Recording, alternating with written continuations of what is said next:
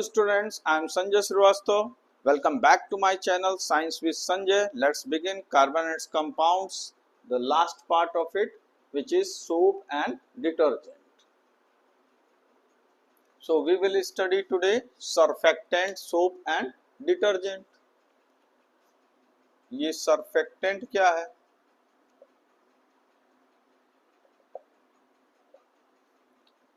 Surfactant ऐसे product होते हैं, ऐसे केमिकल एजेंट होते हैं जो सरफेस पे ज्यादा एक्टिव होते हैं, इसीलिए इनका नाम सरफेक्टेंट है। तो सरफेक्टेंट का मतलब दे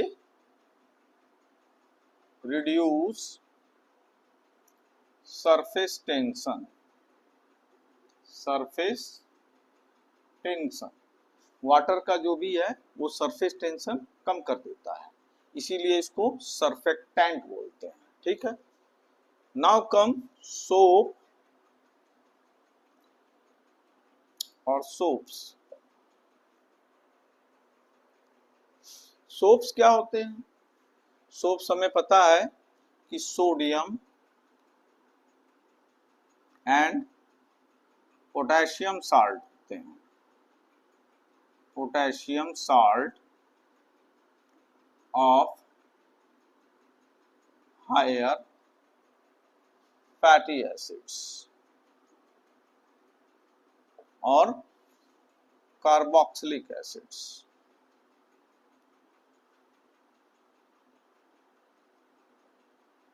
ठीक है। तो सोप हमारा सोडियम और potassium salt of higher fatty acids और कार्बोक्सिलिक एसिड्स होते हैं, जिसे हम सोप्स बोलते हैं। जैसे कुछ ऐसे एसिड्स भी लिया जाए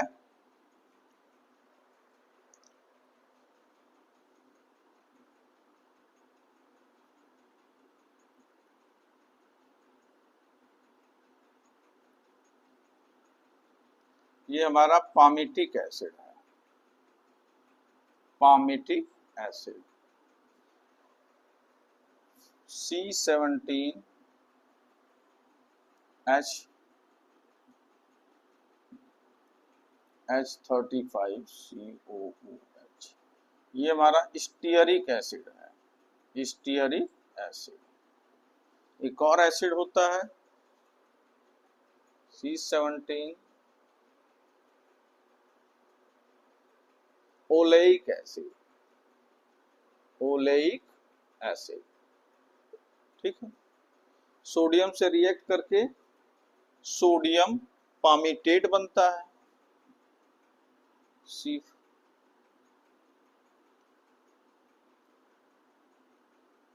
इसी तरह से सोडियम स्टीयरेट,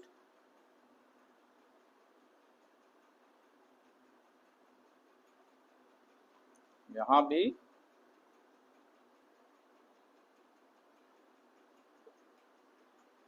पोटेशियम का साल्ट होता है, तो ये पामिटेट, सोडियम पामिटेट बोलते हैं इसको, सोडियम पामिटेट। और ये एसिड जब सोडियम से रिएक्ट करता है तो स्टीयरिक एसिड, तो इसे इस सोडियम स्टीयरेट बोलेंगे। क्या बोलेंगे? Sodium stearate. और पोटेशियम ओलेट।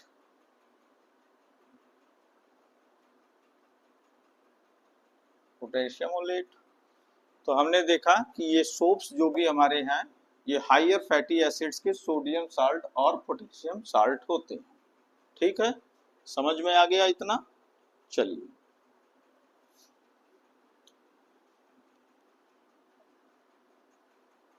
मिटा देते हैं।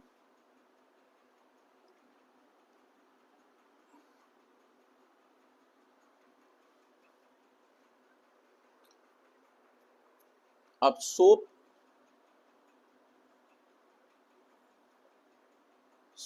फॉर्मेशन।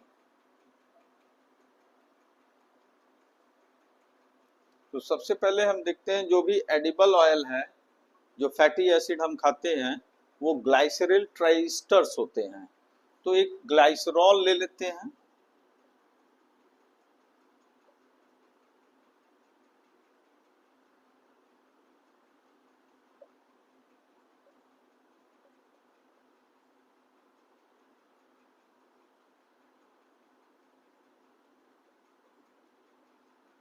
ये हमारा ग्लाइसेरॉल हो जा रहा है,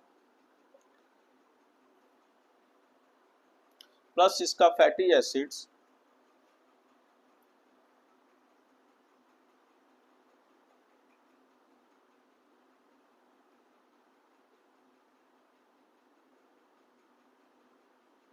ये रिएक्शन हम कराते हैं। तो एक एक वाटर मॉलिक्यूल हमारा यहाँ से निकल जा रहा है, ठीक। तो ये हमारा रिएक्शन होके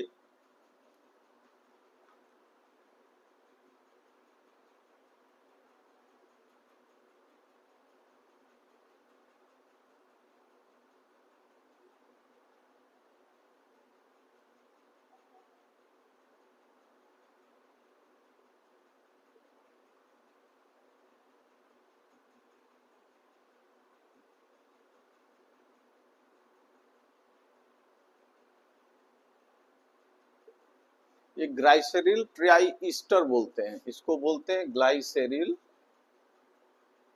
ट्राई ईस्टर या हायर फैटी, जो भी एडिबल ऑयल हम खाते हैं फैटी एसिड्स के, तो ये ग्लाइसेरिल ट्राई ईस्टर है। अब अगला रिएक्शन हम देखेंगे कि किस तरह से सोप का फॉर्मेशन होता है, ठीक है।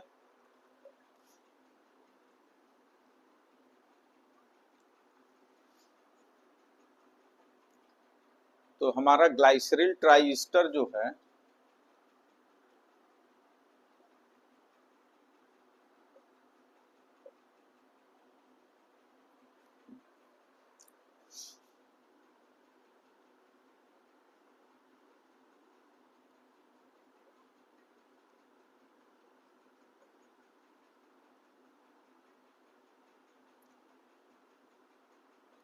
अब इधर पे हम एक पामिटिक एसिड का रख लेते हैं। तो जो टोटल पामिटिक एसिड का फार्मूला है पामिटेट,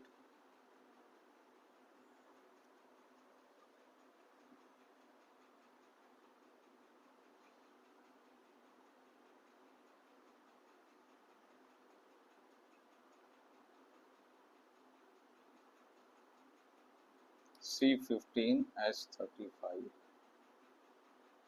तो ये हमारा रिएक्ट करके सोडियम से टोटल ये सोडियम का स्टीयरेट बना देगा। तो देखते हैं रिएक्शन क्या बन रहा है।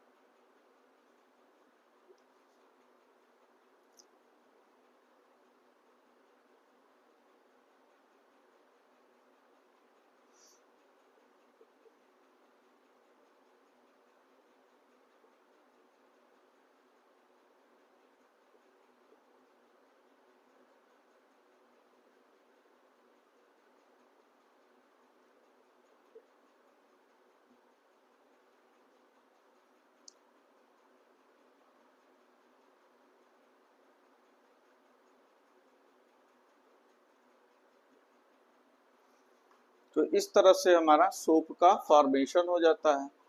ये हमारा सोप बनाने का है, सोडियम हाइड्रोक्साइड से रिएक्ट करेंगे तो sodium salt of fatty acid बनेगा, जो कि हमारा सॉल्ट है। एक सोडियम साल्ट जो कि सोडियम से बना है, तो ये हमारा सोप सोडियम सोप हो जाएगा, ठीक है। तो ये हमारे सोप का फॉर्मेशन हो गया। चलिए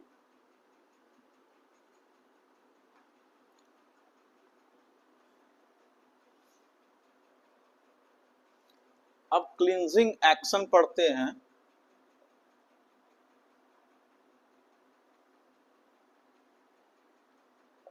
ये क्लींजिंग एक्शन क्या होता है? साबुन के साफ करने की प्रक्रिया। साबुन किस तरह से साफ करता है, कैसे एक्ट करता है, तो ये हमारा क्लींजिंग एक्शन है। क्लींजिंग एक्शन किस तरह से काम करता है, तो हमें पता है कि साबुन का जो फार्मूला RCOO Na, आयोनाइजेशन के बाद ये हमारा हाइड्रोकार्बन एक एनायन और कैटायन में बदल जाता है। तो हम देखते हैं कि इसकी एक लॉन्ग हाइड्रोकार्बन टेल है और ये निगेटिव पार्ट जो कि एनायन है। ठीक है, तो ये लॉन्ग अल्काइल हाइड्रोकार्बन टेल है, अल्काइल हाइड्रोकार्बन टेल। ठीक, तो अब ये क्या करता है देखते हैं।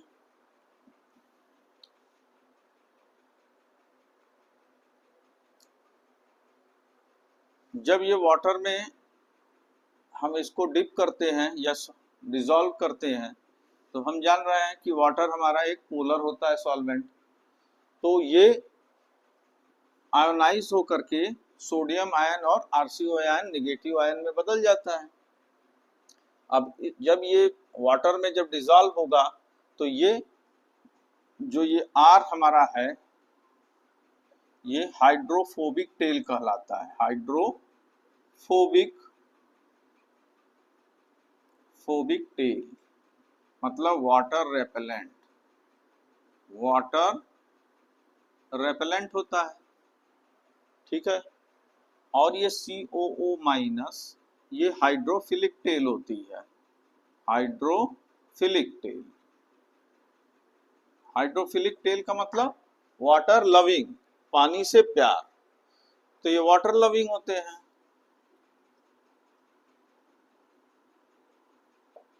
ठीक, जब ये वाटर लविंग है तो दोनों की प्रॉपर्टी एक दूसरे से बहुत ही डिफरेंट होती है। ठीक है, अब देख लेते हैं। जब हम किसी सोप मॉलिक्यूल को वाटर में डिप करते हैं तो क्या करता है ये कि इस तरह का ये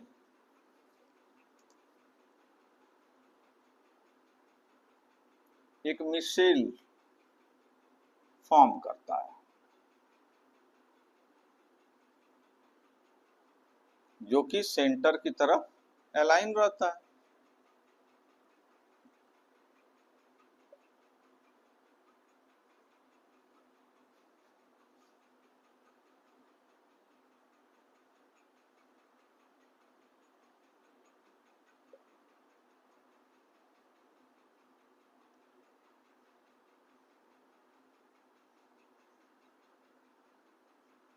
तो इस तरह से ये अब हम देख रहे हैं कि ये जो टेल है ये एंड है हमारा, ये हाइड्रोफोबिक टेल है। हाइड्रोफोबिक टेल क्या करता है कि वाटर से अपने को अलग करता है, और ये जितने भी हैं वाटर में डिप रहते हैं, तो इस तरह से ये वाटर हाइड्रोफिलिक एंड होते हैं, हाइड्रोफिलिक, और ये जो भी एंड हमारे बन रहे हैं ये हमारे हाइड्रोफोबिक होते हैं। तो देखते हैं कि कोई अगर डर्ट या कोई भी गंदगी है, ग्रीस है, तो उसमें क्या होता है कि कोई मान लीजिए ये कोई डर्ट है हमारा, इस पे ये एक एनकैप्सुलेट करते हैं। एनकैप्सुलेट का मतलब इसके चारों तरफ ये इस तरह से एक तरह से मॉलिक्यूल बनाते हैं, मिशेल फॉर्म करते हैं। ठीक है, जब मिशेल फॉर्म करते हैं तो चूंकि इनका सबका चार्ज निगेटिव है तो एक दूसरे को ये रिपेल करेंगे और ये एक बंच में रहेंगे, अट्रैक्ट, तो एक तरह से एक बंच बनाएंगे जिसको बोलते हैं मिशेल। तो एक ये पूरा हमारा कॉन्फ़िगरेशन एक मिशेल के फॉर्म में बन जाता है। अब देखते हैं मिशेल जब बन जा रहा है तो इसके बाद ये चारों तरफ ये ड्रैग हो जाता है, इसके चारों तरफ ये एक तरह से इसको जकड़ लेते हैं, जिसको बोलते हैं एनकैप्सुलेशन, एनकैप्सुलेशन। ठीक, अब इधर पे हम देख रहे हैं कि ये जब निगेटिव है तो ये हमारा सोडियम का आयन ये ऊपर हमारा आ जाता है। तो जब हम कपड़े को किसी तरह से रिंस करते हैं पानी में डर्ट के समय, तो हम देख रहे हैं कि जो डर्ट है वो नॉन पोलर एंड है, और ये हमारा एंड भी नॉन पोलर है, तो ये इसके अंदर डिसॉल्व हो जाता है, ये इसके अंदर डिसॉल्व हो जाता है, पकड़ लेता है, इनकैप्सुलेट कर लेता है। और फिर जब इसको रिंस करते हैं और पकड़ के थोड़ा सा हम झटका मारते हैं तो क्या करता है कि सोडियम जो है ये ड्रैग करता है, मिशेल को ड्रैग करता है। तो इस तरह से ये डर्ट मॉलिक्यूल अपने वाटर सरफेस से डिसलॉज हो जाता है, और जो कि डिसलॉज होने की वजह से कपड़ा अच्छी तरह से पूरी तरह से साफ हो जाता है, क्योंकि ये सोडियम ये पुल कर लेगा निगेटिव, ताकि ये जो हमारा डर्ट है पूरी तरह से बाहर आ जाएगा। तो ये हमारा क्लींजिंग एक्शन था। ठीक है, क्लींजिंग एक्शन हमने देख लिया। चलिए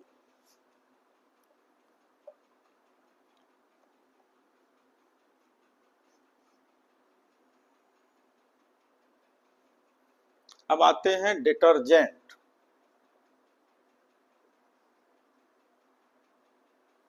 डिटर्जेंट जैसे सोप था उसी तरह से डिटर्जेंट भी है। तो ये हमारे sodium and potassium salt, potassium salt of alkyl substituted, जितने भी अल्काइल सब्स्टिट्यूटेड है, alkyl substituted benzene sulphonic acid, benzene sulphonic acid होते हैं, उनके अल्काइल सब्स्टिट्यूटेड होते हैं, जिनको हम बोलते हैं डिटर्जेंट। फॉर एग्जांपल एक फार्मूला देखते हैं।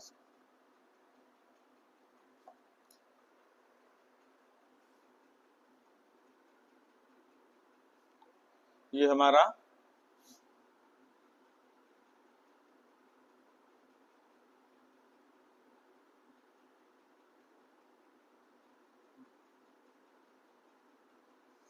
तो ये हमारा अल्काइल बेंजीन सल्फोनिक एसिड है, जिसको कि हम एक डिटर्जेंट के रूप में जानते हैं।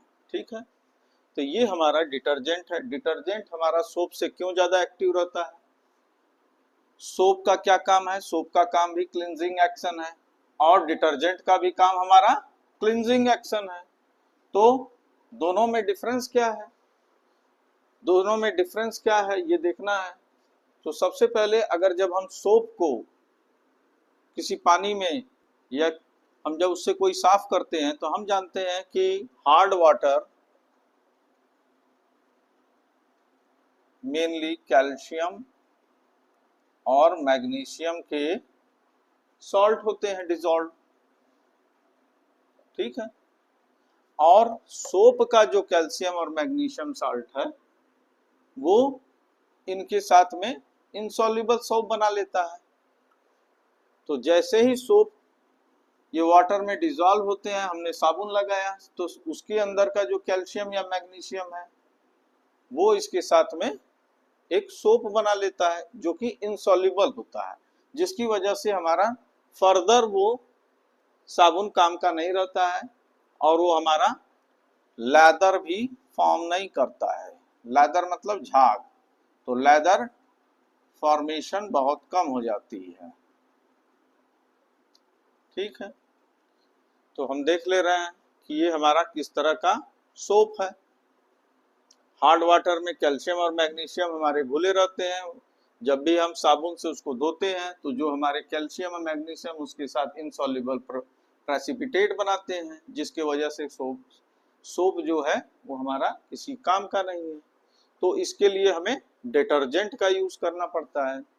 आइए देखें डिटर्जेंट की क्या प्रॉपर्टी है।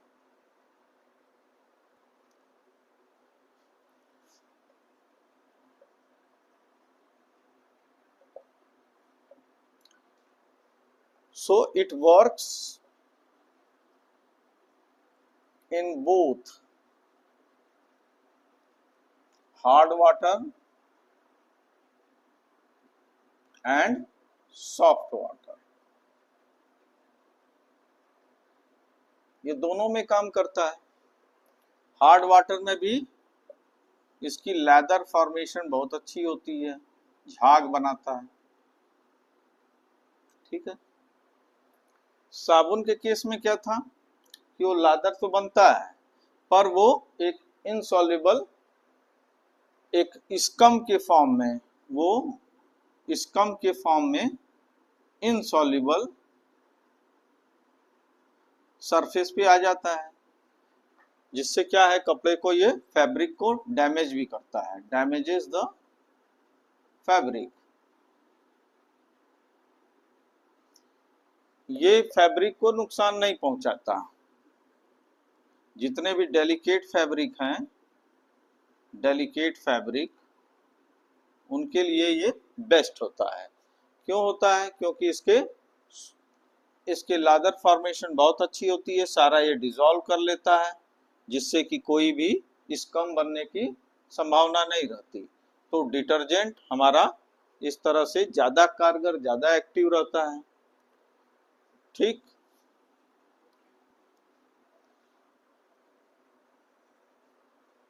आइए पढ़ते हैं कि biodegradable and non biodegradable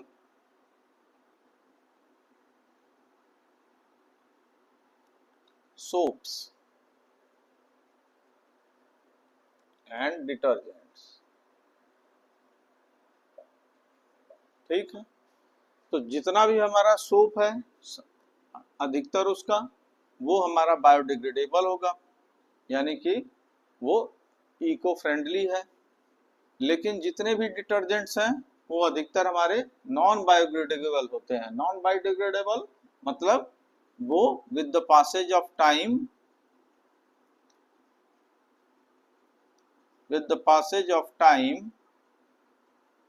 they do not degrade।